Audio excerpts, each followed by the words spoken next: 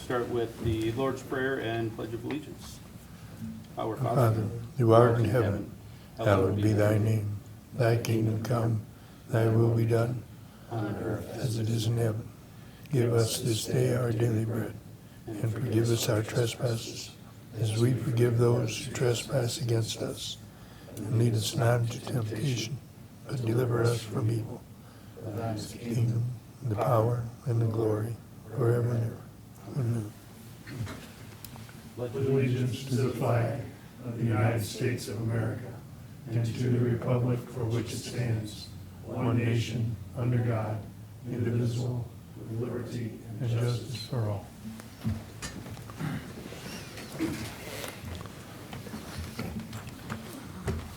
Okay. Item D on the agenda is approval of minutes from August 7th, 2023. In the absence of any objections or corrections, the minutes shall stand approved. Hearing none, they stand approved.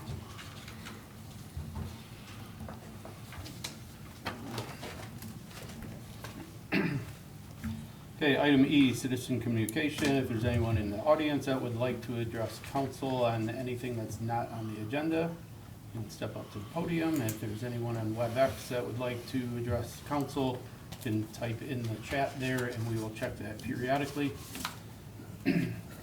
Item F, reports from council committees. F1, the electric committee met on August 14th, 2023. And Bob? Yep, we recommend to council the approval of the power supply cost adjustment factor for August of 2023 with the factor of 0.01441 and JV2 is 0.023133. We reviewed pretty extensively solar rules and had some good discussion and had decided not to make any changes and recommend any changes to council. Thank you for that update. Item F2, the Water, Sewer, Refuse, Recycling, and Litter Committee did not meet on August 14th, 2023 due to lack of agenda items, nor did the Municipal Properties did not meet on August 14th either. And F4, Parks and Rec Committee met in a special joint meeting with the Park and Rec Board on August 14th, 2023. Ken? And we recommend to council to move forward with the project by directing the law director to draft an agreement with the parties involved to rebuild the current baseball facility at Glenwood Park. And we also recommend council add the city's share of the project to the 2024 appropriations budget. Thank you, Ken. All right. Moving on to item H, introductions of new ordinances and resolutions. We have none today. Move on to item I, second readings of ordinances and resolutions. We have item I1, resolution number 033-23, an ordinance authorizing the city of Napoleon, Ohio to proceed with the acquisition, construction, and improvement of certain public improvements in the city of Napoleon, Ohio, in cooperation with the Northwest Ohio Advanced Energy Improvement District, and declaring an emergency. And suspension is requested. Can I have a motion? Motion. I'll second. You? Andy? Thank you, Council President. This legislation just allows me to move forward with applying for the OPWC funds. Chad can elaborate a little bit on what we plan on using some of these funds for. As many of you are aware, each year we apply for the grant through OPWC, specifically the SKIP funding, which allows us to apply for funding for sewer projects. Traditionally, we've used it for long-term control plan projects. The project that I'm preparing the application for would be phase 1 of a 3 or 4 phase project on East Washington Street. As we near the completion of the expansion of the wastewater plant, we're now in a position to get the flows in our collection system there more efficiently.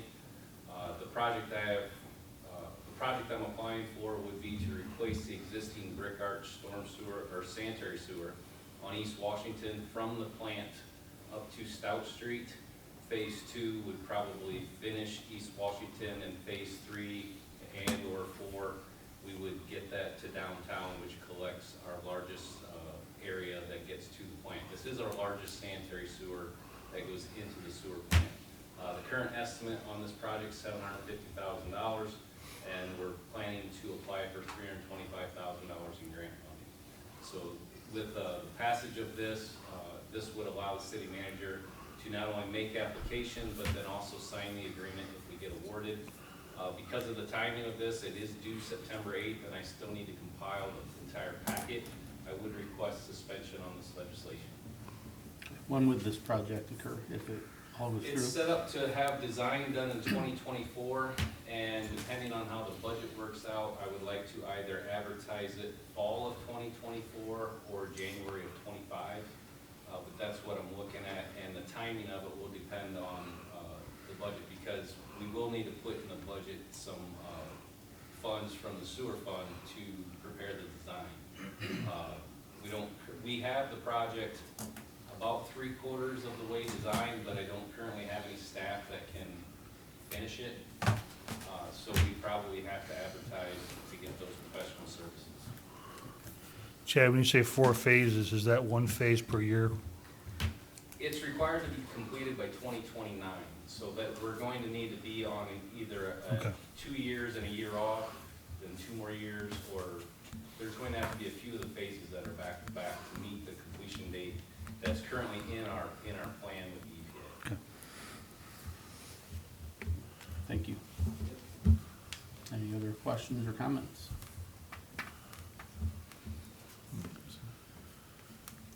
So we would need a motion for suspension first, if someone would like to make. A motion for suspension. Second. Okay. Marissa, please call the roll. Bob, Yes. Dr. Dave, Yes. Ken, Yes. Joe, Yes. Dan, Yes. Molly. Yes. Okay, please call the roll on the ordinance. Bob, Yes. Dr. Dave, Yes. Ken, Yes. Joe, Yes. Dan, Yes. Molly. Yes. Okay, that has passed on second read under suspension. Okay, moving on to the item J, third reads, we have none. So we'll go to item K, good of the city. K1 is discussion and action, approval of the power supply cost adjustment factor for August 2023 as PSCA 3-month average factor 0.01441 and JV2 is 0.023133. Andy, you have any comments on this today? Yeah, just that there's nothing outstanding about that. It is down slightly again from the previous month, but there is nothing really of note about that, this particular month's PSCI. Kevin? Council President, I'd just like to add on that, it is down and it is trending down. If we go back to our discussion earlier this year, we had a winter storm Elliott that actually caused her rates to go up. There have been some fines that have went with that from power producers that did not produce per contract. We are in a position through our joint ventures and part through AMP that we are in the positive of those, meaning we receive credits rather than having to pay fines on that. And this is part of that where we see this on our bill reflect that. So while it hurt us initially, it is now helping us a bit with this. Is that just for 1 month, or would that, the credits continue? The credits will continue. There's still a question overall of what all the fines are going to be and the percentage that are going to be paid. So they're very slow in putting these out on a monthly basis. I would assume that they'll make a final decision before the end of the year on this. But again, this is just part of where it cost us because of the demand and the issue that took place. Again, with being a public utility, this has certainly been helpful to us too. So we gain on that. Great, thank you. Any other questions or comments on this? Okay, we need a motion to approve. A motion. Second. Okay, Marissa, please call the roll. Bob, Yes. Dr. Dave, Yes. Yes. Joe, Yes. Dan, Yes. Molly. Yes. Okay, that has been approved. Item K2, discussion or action, PC 23-04, rezone parcels at 1431 Oakwood Avenue and 181 Oakwood Avenue. Jason. Kind of give everybody kind of an idea where this was. If you go way back, at one time on Oakwood Avenue, kind of at the top of the hill, there was a stockyard there. Was it Bauman's? Yes. Bauman's was the stockyard name? Okay. I barely remember that building being there. When that was tore down, obviously that's zone commercial. When that was tore down, there are some condos or some houses that are built there, but the current owners of that ground want the rest of it changed from commercial to residential in order to have that either sold for home development or that kind of thing. So this went before the Planning Commission and it passed unanimously for Planning Commission to rezone this from commercial to R3 residential. There are some stipulations that go with, I think it's I'm going to think it's the 181, the smaller piece, that the home that gets built on there has to be a certain kind of spec that kind of fits with the rest of the homes along that street there. So, but that passed through Planning Commission unanimously. Yeah, just to piggyback on what the mayor said, if you look at the zoning map, it was just a tiny little parcel that it was C3. Yeah. And the owners requested to change to the R3 to match everything else in the area, so. Yeah, if you want to see how the city grew, just Pretty look at the zoning maps. Those have changed over time. That'll give you a really good idea of how this town has grown. All right, thank you. So we need a motion to approve. A motion? Second. Okay, Marissa, please call the roll. Bob, Yes. Dave, Yes. Ken, Yes. Joe, Yes. Dan, Yes, Molly. Marissa. Yes. I wasn't trying to be mean. All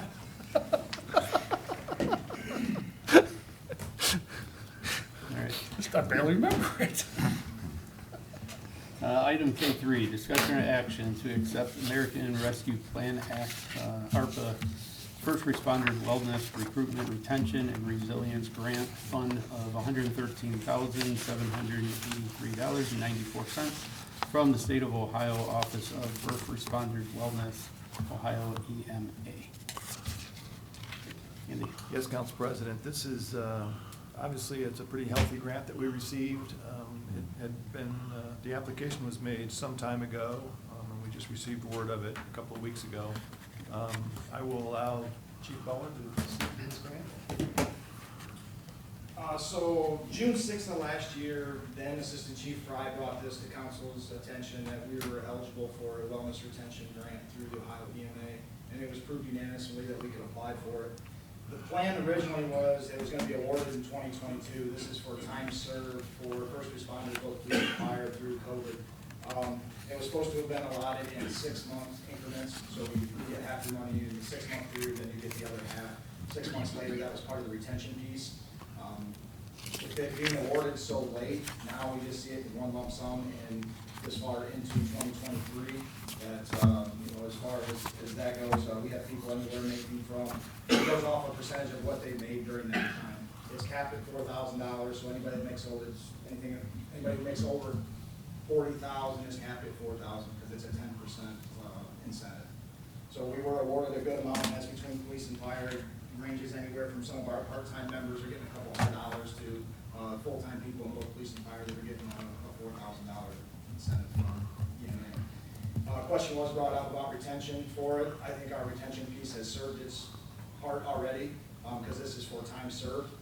So this is for actions that were done during COVID, and with it being brought out, we'd be at the point, if it was awarded in 2022, that we'd be giving that last little bit in 2023 now, around this time we were hoping. So with your guys' approval, we'd like to accept that and put it in finance and payroll's hands.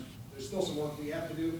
We have to submit some paperwork yet with your approval of accepting it, and we will do that and get that coming. This is no cost to the city other than a little bit of man hours. Do we have to track down people that were serving during COVID that are no longer with the city? So throughout the process, the state would continually ask for updates of our roster. Anybody that left would fall off. So as of the last roster that we submitted, we are current with those folks. If we were to implement a retention piece to this, Right. we would then have to track these people down. We'd have to collect the money back from them, and then the city does not retain that money. It has to go back to the Ohio EMA. Okay.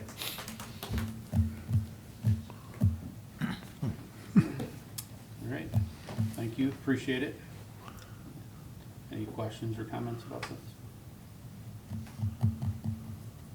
I think it's well-deserved. Oh, I do for too. Yeah, the I'm all people for it, that yeah. were working every day and dealing with people that were sick, and they're putting their families' lives at stake also, because they're going back home with it. So I think this is well-deserved for your people. Okay, need a motion to accept. Motion? Second? Okay, Marissa, please call the roll. Bob, Yes. Dr. Dave, Yes. Ken, Yes. Joe, Yes. Dan, Yes. Molly. Yes. Okay, it's been approved.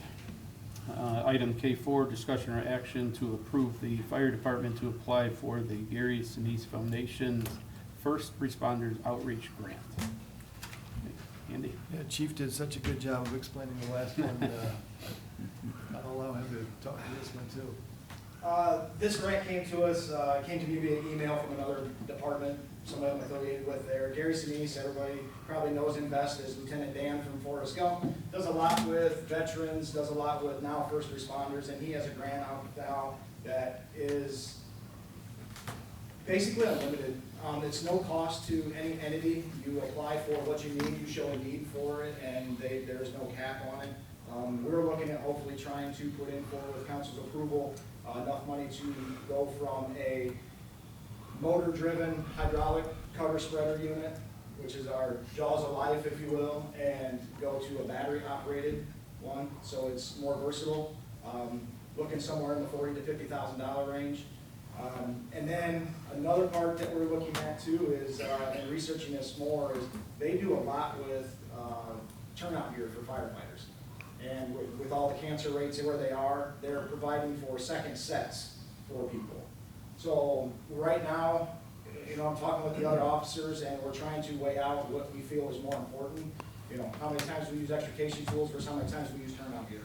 And how bad is it to come back and throw dirty turnout gear on after catching a fire or a nasty accident. So we're weighing that out. I don't know for sure what we're gonna go for yet, and I will keep you updated, but we wanna get the ball rolling on applying for it, because it's, you know, it's just kind of a rotating thing. Once the money's gone for the year, it's gone. So we just wanna be able to apply for it. Great, thank you. Any questions? Mr. President, there was quite a spiel on Facebook about this. Last week, one day, it was on, probably took me 15 minutes to go through the whole thing. It's quite a deal. Yeah. Yeah, and before he was really big with the veterans and the armed services, and now he's working his way out into first responders. So I don't know of anybody in the area that's applied for it or received it. So if this is this could be the beginning of something good for our area as well. Right. All right, we need a motion to approve. Motion? Second? Okay, Marissa, please call the roll. Bob, Yes. Dr. Dave, Yes. Ken, Yes. Joe, Yes. Dan, Yes. Molly. Yes. Okay, that has been approved. Item K5, discussion or action to recommend council move forward with the project by directing the law director to draft an agreement with the parties involved to rebuild the current baseball facility at Glenwood Park. Okay, Yeah, thank you, Council President. I did sit down with Billy and Tony last week after the Parks and Rec Committee and Parks and Rec Board meeting to kind of jumpstart this, to make sure that Billy was understanding of the parties involved and the way we felt like the project was going to move forward, so that he was comfortable with drafting the agreement. I don't know, Tony, if you wanted to add anything to that, or? I don't necessarily have to add anything to that, but I guess for those that may not have attended the committee meeting last week, as a kind of a recap, this project is really a collaboration with two very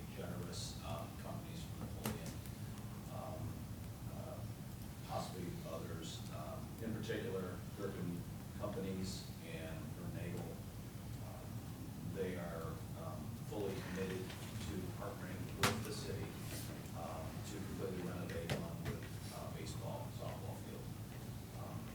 Without getting too detailed, the scope of the work really involves completely tearing out the existing facility, including the press box, restroom facility, rebuilding that along with a brand new athletic field.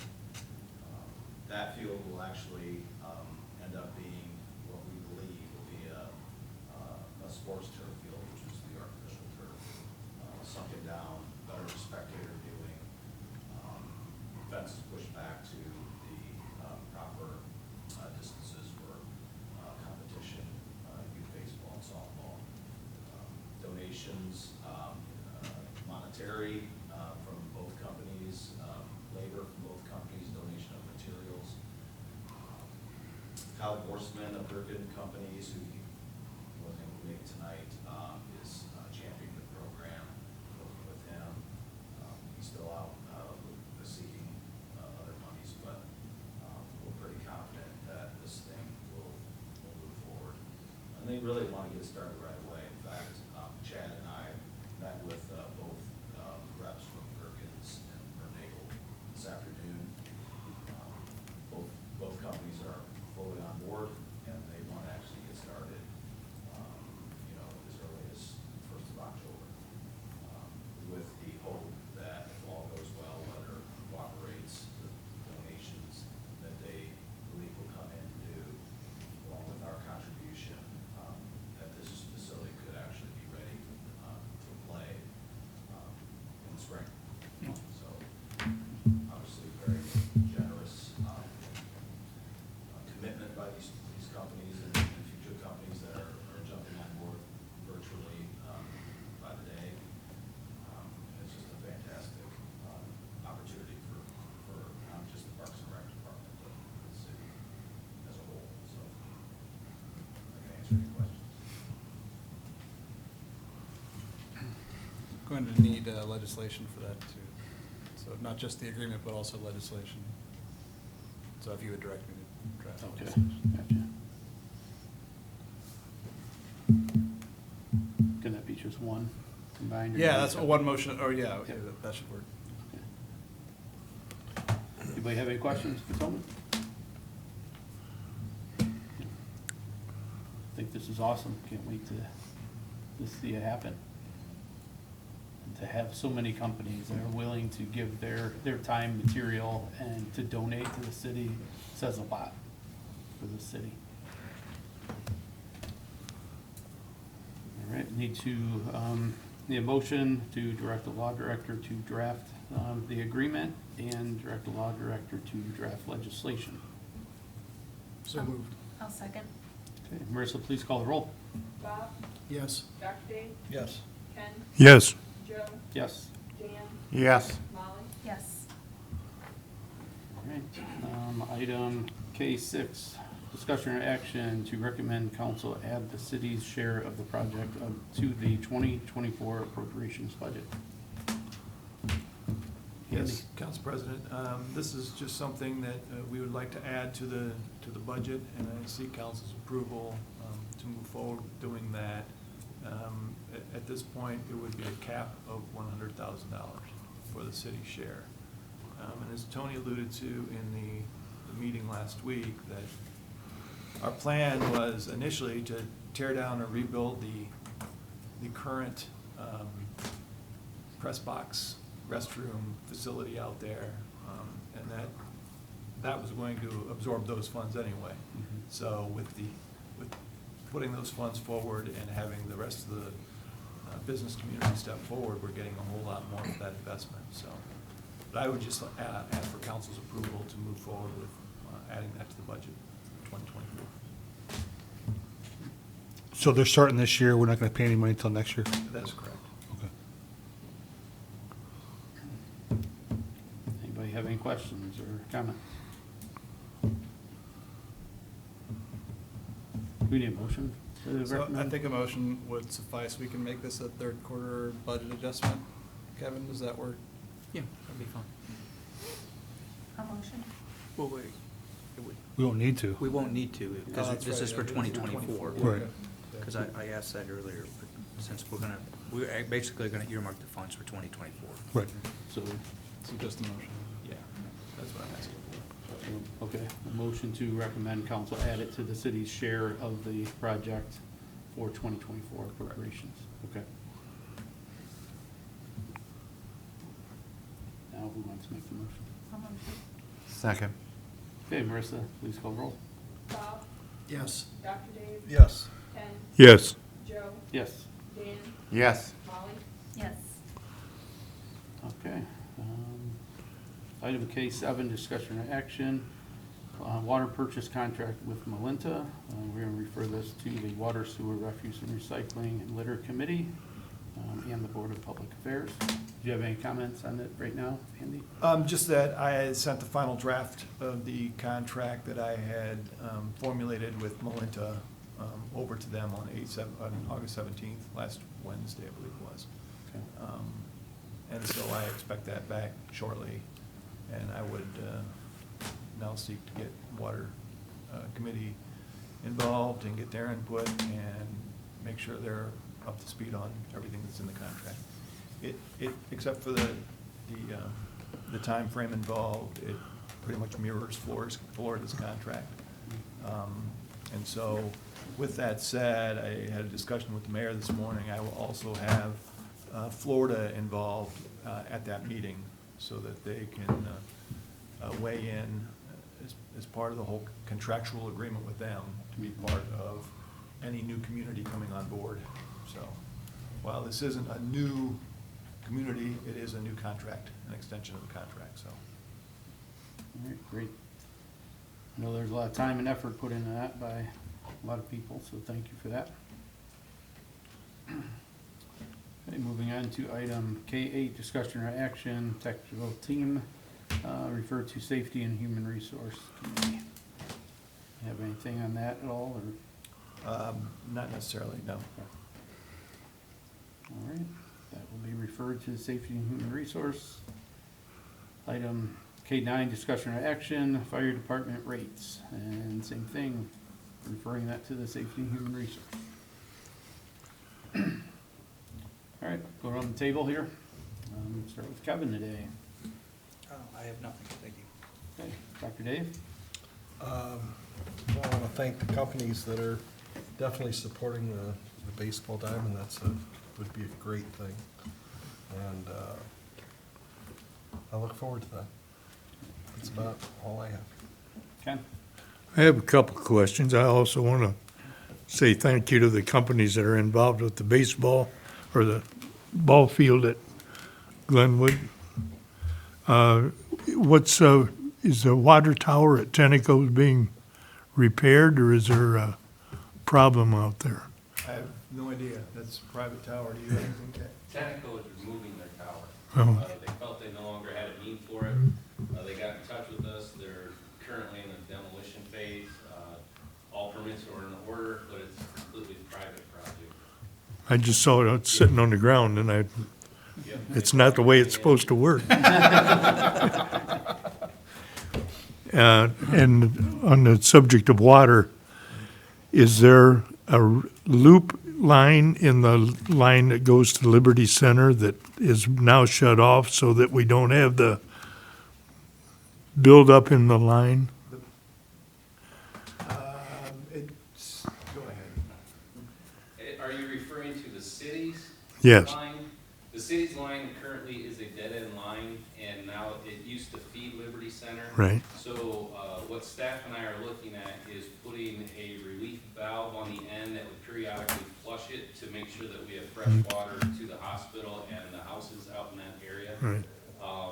Until we're able to get that flush valve on there, we'll probably have to go out and flush the fire hydrant once every couple weeks.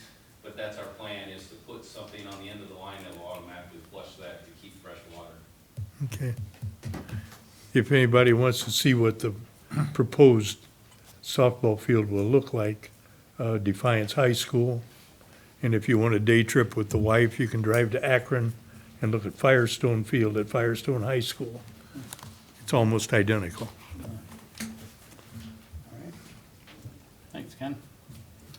Mayor. Bob, we talked a little bit about it we did the earlier meeting with the solar stuff. I know you guys talked about that in committee and it got turned down, but do we want to revisit that as a committee or as a council as a whole? Just kind of go through the process a little bit? Do you want to do that or not?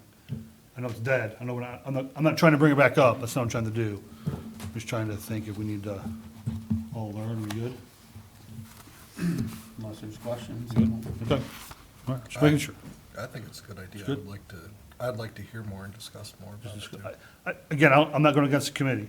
No, I'm I'm fine with not the going committee. against the committee, but it's, And there's some technical stuff in there that, Yeah, I presented the committee with, and it was in the council packets last week, with some research I had done on other municipal electric companies. I found and dialogued 30 different AMP communities and their solar rules. The rules themselves were very similar in terms of customer-owned facility on the customer's property. However, the loads that were allowed varied from one community to the other. We are not out of the ordinary of allowing just 25 kilowatts of load. And that's an average, it's plenty of load for your average residential. I had been approached by a couple of, are we on the higher end or the lower end or about in the middle of the average, would you Yes. say? yes. One community allowed as little as 5 for residential. There were a couple at 10. There are a few at 25. Some communities had just one single, like 100 kilowatts, didn't specify residential or commercial industrial. Several communities had 25 residential and 100 or 200 or 500 for commercial industrial or non-residential. So it was really all over the place. So I basically presented that to the committee and the BOPA to see if there was any interest in adding a commercial industrial class. And I believe I said 100, 200, or 500 would not be out of the question. After reviewing it and getting the input from our electric superintendent,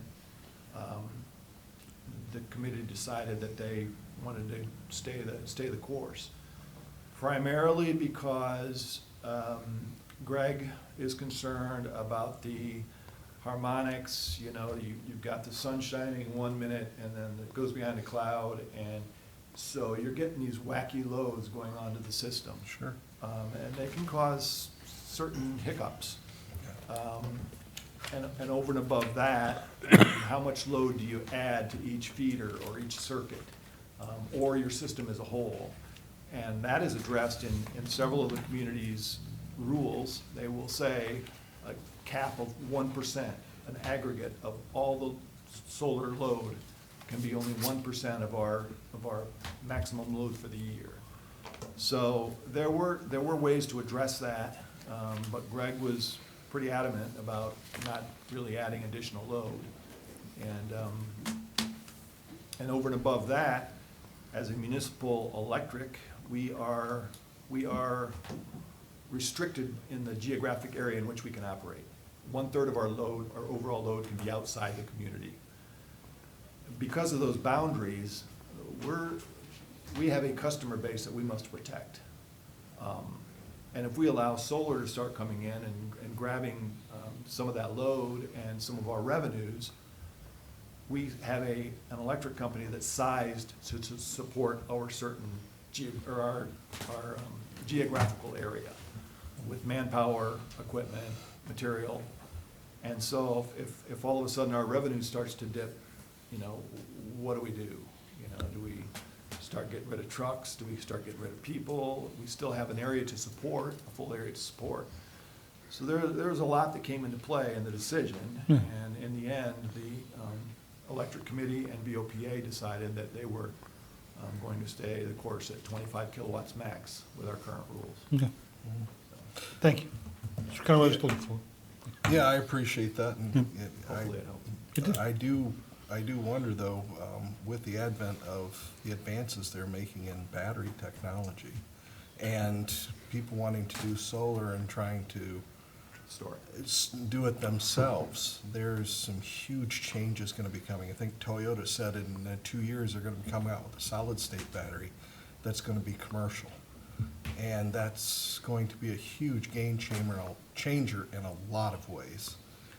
And I just, maybe, I don't know, I'm just saying it's up and coming, maybe it's something to look at again. But then again, we, like you said, we have to support the system and having the base load, and it's not always sun shining, the wind doesn't always blow. And we have a nationally recognized electric company. I mean, in terms of quality and reliability, they're one of the best, and we really don't want to risk that. Right. And they do a wonderful job of managing and maintaining what we have. In terms of the batteries, yes, I've done some research on that too, and those are coming on fast. I don't doubt that in the not-too-distant future, we'll have to revisit this.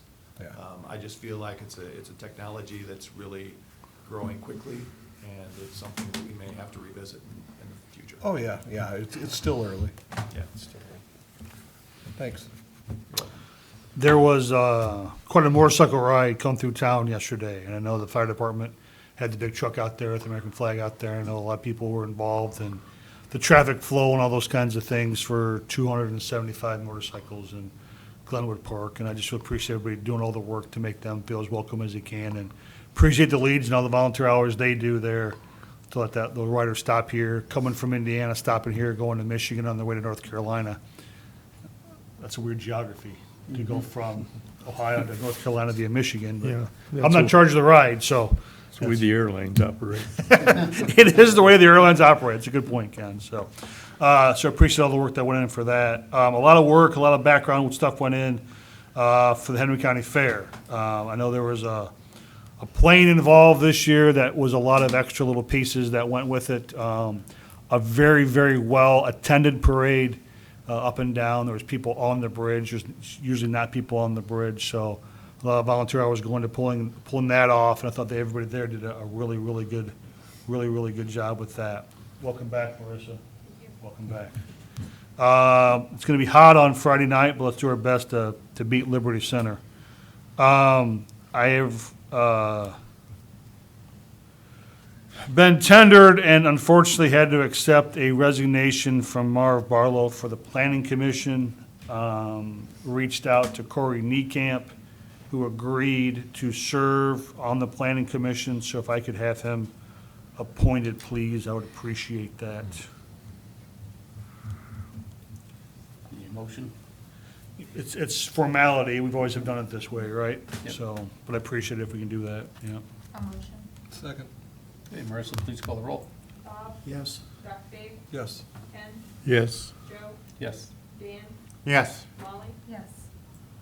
Corey made the mistake one time of volunteering, and said, if you ever need somebody, give me a call. Well, You didn't forget. his phone rang, so.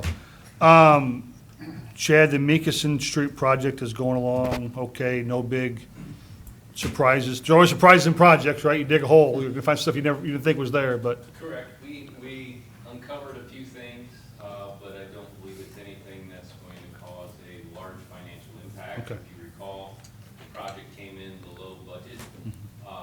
We do have some increases, but I believe we're going to be able to keep those below budget and Okay. utilize more of the grant funds, because the grant's a percentage. If we don't use the whole thing, it goes back. okay.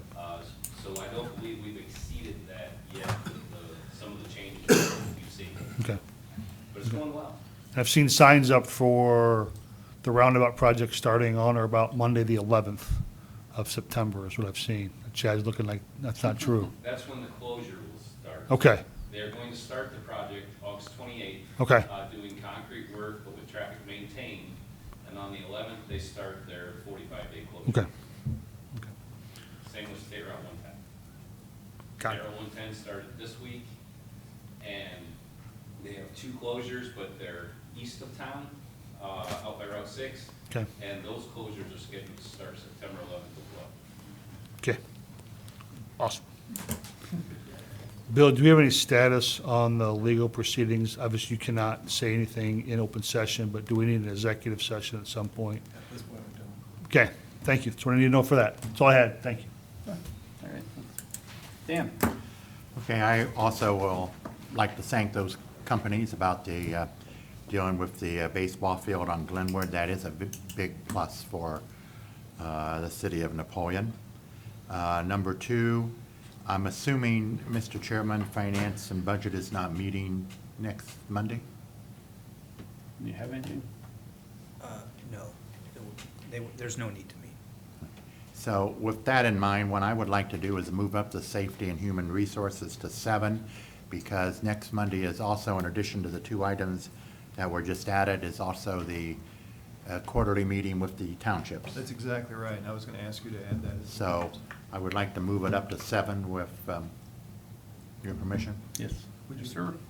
excuse me, would you like to go any earlier than that? It's your call. Let's see. I'm back working again, so we probably better stick at that 7. Okay. Is that okay? That's fine. Okay. And that's, I think that's consistent with the townships too. They were sort of expecting that, so. That's good. I would like to keep it at that. And just one other question I have, and most of these concerns were, and it's not really a complaint, but these concerns were given to me at the fair about a situation. Now, I do know the Sheriff's Department is responsible for the fair because it's a county fair, but in particular, one night, which is Saturday night, which is always a big day at the fair, there were several concerns about a traffic situation involving the parking lot and there by Jenna Cross. And I don't know, Ed, is that the Sheriff's Department's responsibility to try to control that situation like next year? It's something we always kind of try to keep an eye on, but it's, I'll call it first come, first served. The Sheriff's Department sees a problem, they can jump in and handle it. One of our people sees a problem, we jump in and handle it. A lot of times, I've been doing the fair for many, many years, and sometimes we create more problems by jumping in too quick than solving any problems. So it's definitely something that, we keep an eye on, but whichever entity finds it first goes ahead and takes care of it. Yeah, evidently what happened, some people removed some barriers and they was trying to make 2 drives out and they helped themselves into the Jenna Cross property and were trying to come out 2 different directions and people were trying to cross the street at the same time. Jeez. So that was not a complaint, just a concern that I got from some people. And that's all. All right, thanks, Dan. Molly? Nothing to me. Okay. Bob? Nothing, thank you. Hey, Billy? Nothing for me, thank you. All right. Andy? Just one thing, Finance Director and I started discussing the budget for this coming year, and if it pleases this council, then I would like to ask that we set that date for November 3rd and 4th. Be a Friday all day, and then Saturday morning is what we have left over. That's all I have. Yeah, we can do that and then see if anything comes back or if there's any issues or not. Okay.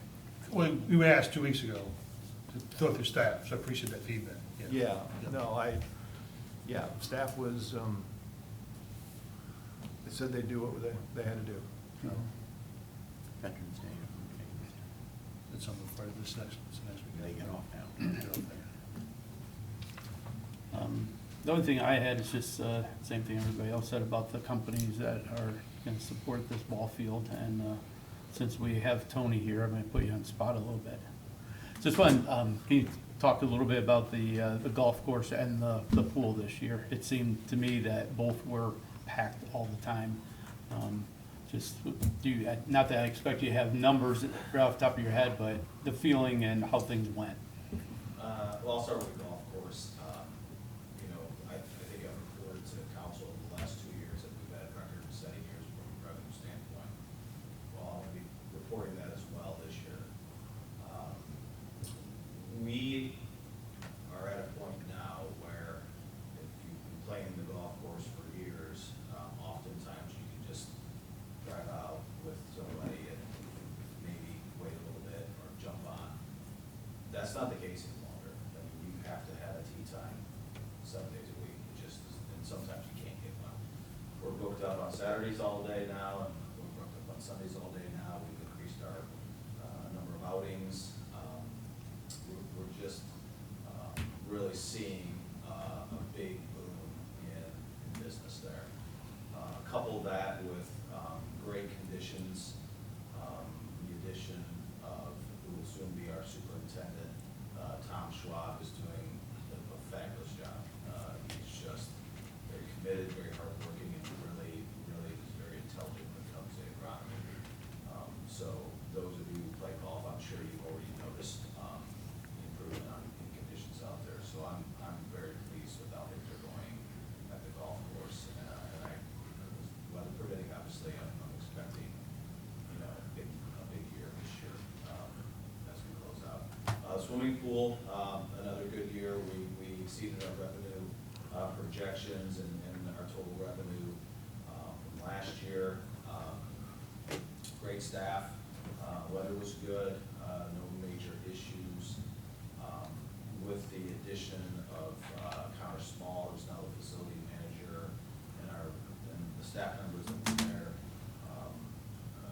I believe it ran very smoothly. No major issues. We were able to keep the pool open most every day. I guess the only unfortunate thing that we experienced again this year is we find ourselves having to close the facility this season earlier than we'd like. We try really hard to keep it open as many days as we can in August, but the majority of our staff is, our lifeguards are involved in fall sports, water polo, volleyball, cheerleading, et cetera, or they go back to college. And so while we would like to keep it open, even just on the weekends, we just don't have the staff. So that's something that we feel bad about, but that's just what we have to deal with there. So, but anyway, all in all, very pleased with the facilities. Great. Thank you, Tony. And I don't have anything else. Moving on to item M, approve payment of bills and financial reports. In the absence of any objections or corrections, the payment of bills and financial reports shall stand approved. Hearing none, they stand approved. We have a motion for adjournment. A motion? Second. Okay, Marissa, please call the roll. Bob, Yes. Dr. Dave, Yes. Ken, Yes. Joe, Yes. Dave, Yes. Molly, Yes.